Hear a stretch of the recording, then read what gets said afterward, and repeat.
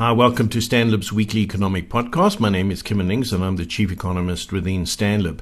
The intention with these weekly podcasts is to unpack some of the key economic developments that have unfolded over the past week.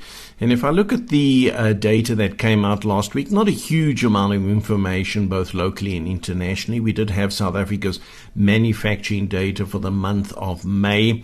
The number went up just over 1% in terms of output, but overall you would say manufacturing in South Africa remains under significant pressure. So I think we can chat about that a little bit. In the US, we had a little bit of updated information on the housing market, which remains fairly lackluster. I think in general, the housing market is struggling with affordability issues, which is dampening down activity, including housing demand. So not great housing data at the moment in the US. But if I look at the weekly jobless claims, solid numbers, the continuing claims, also solid, suggesting labor market remains steady to strong. Economic growth in the US is currently projected at just over 2%, about 2.1, 2.2% for this year.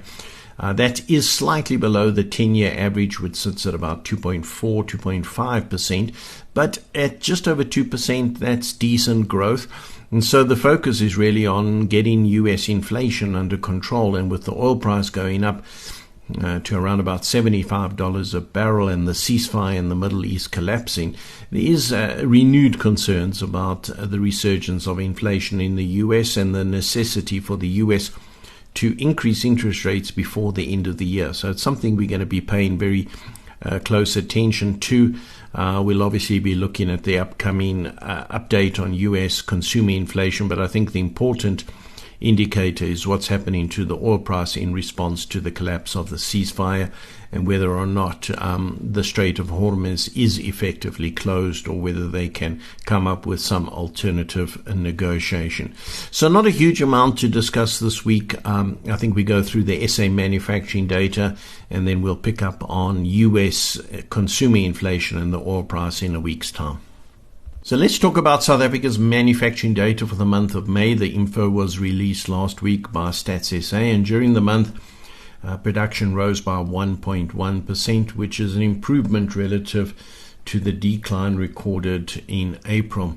Unfortunately, if I look at the monthly data, there's a distinct pattern that has developed now, actually for a couple of years, where we just don't get any consistent improvement in activity. So in other words, you have 1 month of positive growth followed by negative, followed by positive, etc. We're not able to develop a solid momentum within the manufacturing sector that would suggest ongoing improvement. And so if you look at output measured over the last year, then it's no surprise that production is down 4.3%. And I think that tells you more what's going on in the manufacturing sector rather than necessarily month-on-month developments. If I go back further and I look at production relative to where it was before COVID, it's down 13.4%. So that's a huge decline, suggesting that our manufacturing sector is in another phase of structural decline. It's way below where it was a few decades ago. It's way below where it was just before COVID. So clearly the industry is struggling to gain any meaningful momentum. That doesn't mean that every single component or every single industry is under the same amount of pressure. There are some areas like food production where we are able to remain fairly competitive and the sector has a reasonable degree of vibrancy. But then equally, there are other sectors where we're just struggling and many businesses are having to close. I'm thinking particularly of iron and steel and some of the smelters. We've seen something similar develop within oil refinery, and more recently we can see the motor industry is under enormous pressure. So it's clear to us that South Africa's manufacturing production is in retreat, and it's likely that that will continue on because the sector has been plagued by a range of factors that are difficult to overcome. It's not just poor infrastructure or support infrastructure. It's got to do with regulation. It's got to do with weakness in other industries that feed into or that the sector itself sells into. And so there's a multitude of factors that are undermining South Africa's production base. And so I think realistically, we've got to anticipate that manufacturing in South Africa will continue to decline and will represent an increasingly smaller share of the South African economy.